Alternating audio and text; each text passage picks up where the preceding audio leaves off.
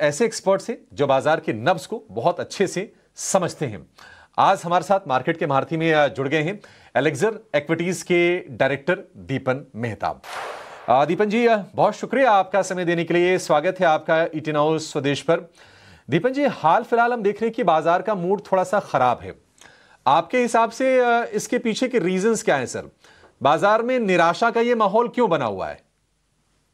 Hello, good morning. और आपके show पर इनवाइट करने के लिए बहुत बहुत धन्यवाद। देखिए, ये जो हम देख रहे हैं एक टेम्पररी फिनोमेना है, क्योंकि एक तो ये जो ट्रम्प की टैरिफ की जो सेटलमेंट होने वाली है वो थोड़ी डिले हो रही थी, और हमारे जो मार्केट्स थे that was railing on the expectation की फर्स्ट वीक नवंबर में ही सेटलमेंट हो जाएगा। जो भी अग्रीमेंट है, ट्रेड अग्रीमेंट है, वो यूएस के साथ हो जाना चाहिए, लेकिन ऐसे हुआ नहीं, कुछ डिलेज आ रहे हैं वहाँ पर। और जो पैसा बाजार में आ रहा है ज्यादातर अब आईपीओज में जा रहा है, इसकी थोड़ी बहुत लिक्विडिटी की मेरे हिसाब से थोड़ी मिसमैच है। लेकिन इसके अलावा ऐसी कोई खास वजह नहीं है जिसके लिए मार्केट में हम भारी गिरावट देखेंगे। तो आई थिंक हमारा जो व्यू है काफी पॉजिटिव और ऑप्टिमिस्टिक है स्टॉक्स पर। और ये जो अर्निंग सीजन हुई है अभी तक की काफी अच्छी रही है, and it is showing the first science की जो अर्निंग्स है इम्प्रूव होनी चाहिए। क्योंकि अब तक हमने 1-2 साल से यही देखा था कि मार्केट फ्लैट था because there was no earnings growth. लेकिन अब लग रहा है, जो सितंबर के आंकड़े आए वहां पर लग रहा है कि definitely we are seeing more than green shoots. और शायद दिसंबर क्वार्टर, जिसमें काफी हद तक अपने जो फेस्टिव सीजन है वो कैप्चर होगी, that December quarter should be exceptionally good. और अगर अर्निंग्स की ग्रोथ आ जाती है then definitely I think the markets should scale to higher higher levels. ठीक है, अर्निंग ग्रोथ चाहिए बाजार को, अल्टीमेटली वही चाहिए। कंपनी मुनाफे में रहें, अच्छी ग्रोथ दर्ज करें, और वहीं देखे शायद एफआईज भी आएंगे। दीपन भाई, एक और चीज आपसे जानना चाहेंगे। अब ये 50 में से 39 नतीजे आ गए हैं। हमने इन नतीजों को जांचा है, परखा है, और ये पाया है कि ज्यादातर नतीजे या तो अनुमान के मुताबिक है या फिर अनुमान से बेहतर हैं। कुछ ही नतीजे हैं जिन्होंने निराश किया है। क्या आपको लगता है कि अर्निंग के फ्रंट पर ग्रीन शूट्स आ रहे हैं, और क्वार्टर 2 ना सही, क्वार्टर 3 के जो नंबर्स आएंगे वो काफी हद तक डिसाइसिव होंगे, ना सिर्फ फ्लोज के लिहाज से बल्कि आगे फ्यूचर के लिहाज से भी? जी हाँ, आई थिंक यू राइट। जो नतीजे आए हैं अब तक काफी अच्छे आए हैं ऑन द होल। और मेरे ख्याल से इस लेवल पर अगर धीरे धीरे बिल्ड होगा, नतीजे अच्छे आने चाहिए, और इस हिसाब से धीरे धीरे अर्निंग शायद बिल्ड होंगे इसके ऊपर। तो on the whole I think things are looking good. Good morning, Kriti Upadhyay here. Sir, हम देख रहे हैं कि एफआईएस की तरफ से लगातार बिकवाली का सेशन जारी है। जिस तरह से एफआईएस को हम देखते हैं, ग्रोथ को हमेशा चेस करते हुए नजर आते हैं। अब अर्निंग रिवाइवल के साथ क्या हम एक्सपेक्ट कर सकते हैं जो ये सेलिंग का प्रेशर है, अब यहाँ से हमें रिवाइवल नजर आएगा, या फिर अब थैंक्स गिविंग, क्रिसमस की छुट्टियाँ और ट्रेड या टैरिफ पर कोई कॉन्क्रीट डिसीजंस के बाद ही एफआईएस इंडियन मार्केट्स में लौटते हुए नजर आएंगे? जैसे मैंने कहा अभी शुरू इंटरव्यू में ही, कि जनरली ये अर्निंग सीजन अच्छी रही है, और इस पर हम शायद बिल्ड करेंगे। जो पूरा फेस्टिव सीजन जो कि काफी अच्छा गया है, they'll get capture in the December quarter. तो मैंने आपका आपका सवाल का जवाब ऑलरेडी दे दिया था कि अर्निंग्स सुधर रहे हैं और अच्छे लग रहे हैं, और अर्निंग्स इंप्रूवमेंट की वजह से भी मैं see the markets go to higher levels. Deepan भाई, अभी यहाँ से हम देख रहे हैं ना कि बहुत सारे ऐसे जो सेगमेंट्स थे जहाँ पर थोड़ा वैल्यूएशन का फ्रॉड था, जैसे कि ईएमएस हो गया। ईएमएस स्टॉक टूट रहे हैं, आज के सत्र में भी हम देख रहे हैं। हालांकि पिछले अगर हम 3 साल में देखेंगे तो लोगों ने मतलब गजब के पैसे बनाए हैं। अब ये शेयर चल रहे थे तो लोगों के मन में कहीं मलाल था कि हमें मौका कब मिलेगा, जो लोग नहीं एंट्री कर पाए थे। क्या आपको लगता है कि ईएमएस में भी और करेक्शन आगे हम देखेंगे? दूसरी चीज, कुछ ऐसे और एरियाज जहां पर आपको लगता है कि नहीं, वैल्यूएशन जस्टिफाइड नहीं है, कहां पर सतर्क रहना चाहिए? देखिए, आई थिंक ईएमएस के नतीजे मेरे हिसाब से तो ठीक है, लेकिन वैल्यूएशंस काफी एक्सपेंसिव थे, और स्ट्रीट वाज एक्सपेक्टिंग कि अर्निंग्स और भी अच्छे आने चाहिए। लेकिन दीज आर फिजिकल बिजनेसेस, ये प्लेटफॉर्म बिजनेसेस नहीं है। यहाँ पर कई सारी मैन्युफैक्चरिंग चैलेंजेस रहती है, लॉजिस्टिक चैलेंजेस रहती है। लेकिन despite all these manufacturing and logistic challenges, नतीजे मेरे हिसाब से तो अच्छे आए हैं। और अगर हम करेक्शन देख रहे हैं, that is a good, I would से, correction in the stocks long term के लिए उनके लिए अच्छा है। क्योंकि वैल्यूएशन अगर रीजनेबल लेवल्स पर आते हैं और इन्वेस्टर की जो एक्सपेक्टेशन है वो रीअलाइन हो जाती है, तो शायद आगे चल के this can turn out to be great wealth creators and can deliver very good returns as well. तो ईएमएस एक ऐसा सेक्टर है जहां पर हमें लग रहा है कि थोड़ी बहुत ओवर वैल्यूएशन थी which is being corrected just now, लेकिन ये एक ग्रोथ सेक्टर है। यहाँ पर हम देख रहे हैं कि सेक्युलर और स्ट्रक्चरल ग्रोथ हम देख रहे हैं, इसलिए अगर ये एक रीजनेबल लेवल्स पर आते तो that would be a good entry point.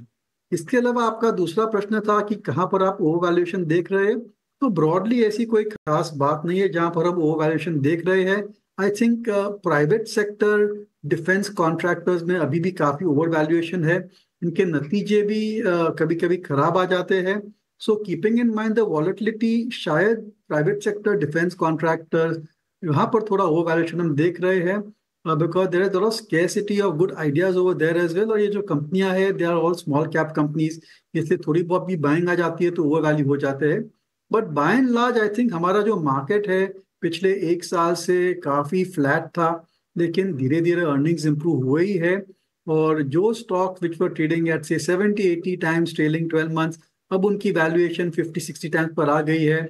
जो कंपनियां 50-60 टाइम की पी मल्टीपल पर ट्रेड हो रही थी, उनकी वैल्यूएशन मल्टीपल 30-40 टाइम पर आ रही है।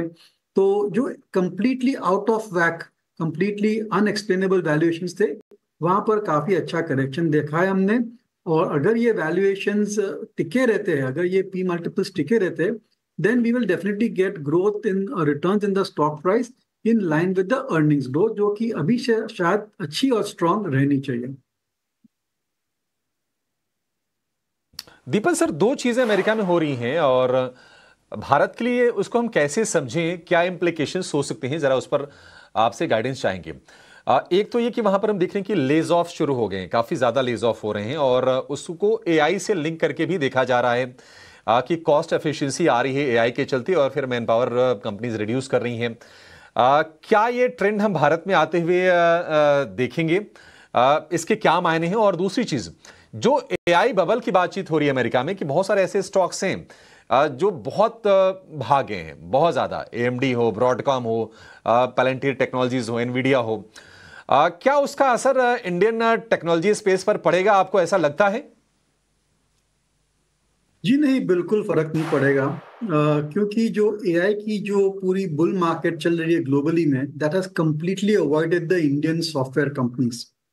और ये मैंने पहली बार देखा है पिछले 30 साल में कि एक ऐसी टेक्नोलॉजी ट्रेंड आई है जो कि काफी स्ट्रांग है। It's a global trend and ये जो ट्रेंड है that is not being captured in the earnings और द सेंटिमेंट और the valuation of Indian software services companies. तो ये एक बहुत ही important, I would say important development है for Indian software services company, क्योंकि अगर आप देखेंगे पिछले 30 साल में जो भी टेक्नोलॉजी ट्रेंड्स आई थी, B it Y2K, B it internet, web services या फिर डिजिटलाइजेशन, क्लाउड, सिक्योरिटी, ये सभी जो टेक्नोलॉजी ट्रेंड्स आई थी, a lot of them flowed through the Indian software services company। उनको अच्छे अच्छे कॉन्ट्रैक्ट्स मिले थे और उस हिसाब से we were seeing fabulous growth in the software services companies। लेकिन ये जो AI की जो ट्रेंड है, जो बहुत ही पावरफुल ट्रेंड है, वहां पर इंडियन सॉफ्टवेयर सर्विसेज कंपनीज को इतना फायदा नजर नहीं आ रहा है अब तक। It may change. तो ये जो है एक खास आई वुड से नेगेटिव फैक्टर है इंडियन सॉफ्टवेयर सर्विसेज कंपनीज के लिए, और इसकी वजह से शायद इन्वेस्टर्स आल्सो आर डिसअपॉइंटेड। और हम देख रहे हैं कि सालों साल जो बड़ी सॉफ्टवेयर सर्विसेज कंपनीज है, उनकी वैल्यूएशन मल्टीपल्स धीरे धीरे और कम हो रही है। बहुत सारे इन्वेस्टर्स आर डिसअपॉइंटेड कि ये जो इंडियन सॉफ्टवेयर सर्विसेज कंपनीज है, they are not innovative enough to develop products और सर्विसेज और consulting projects for the AI sector. तो ये एक थोड़ा सा उससे setback for the Indian software services companies. और मेरे ख्याल से जब तक उनकी कोई ऐसी खास ट्रिगर पॉइंट नहीं आती है, I think they will just language. जी बिल्कुल। दीपन सर, एक रियल एस्टेट सेक्टर की अगर बात करें तो हम देख रहे हैं कि पिछले साल भर में इसने कुछ अंडर परफॉर्मेंस रहा, कुछ अच्छे रिटर्न्स यहाँ नज़र नहीं आए। और इससे जुड़े हुए दो और सेक्टर्स की अगर मैं बात करूँ, मैन्युफैक्चरिंग और इंफ्रास्ट्रक्चर। मैन्युफैक्चरिंग में हम देख रहे हैं कि अब यहाँ पर बाइंग इंटरेस्ट नज़र आ रहे हैं। इंफ्रास्ट्रक्चर की बात करें तो ट्रेड लाइन ब्रेकआउट निफ्टी के कंपैरिजन में अच्छा नज़र आया। अब स्ट्रेंथ भी यहाँ से इंफ्रास्ट्रक्चर में नज़र आती है। किस तरह से आप इन तीनों सेक्टर्स को देखते हैं और आगे के लिए क्या आउटलुक आप रखते हैं? देखिए, आपने 3 सेक्टर्स बता दिए।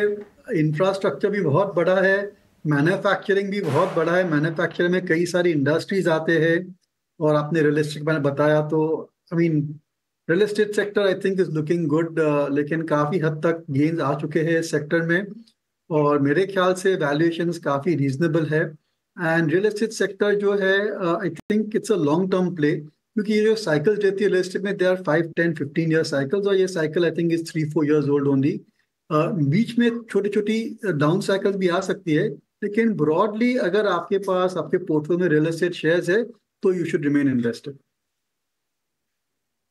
बहुत बहुत शुक्रिया सर आपका, आप हमारे साथ जुड़े और मार्केट सहित तमाम सेक्टर्स पर आपने आगे के लिए आउटलुक बताया। शुक्रिया सर।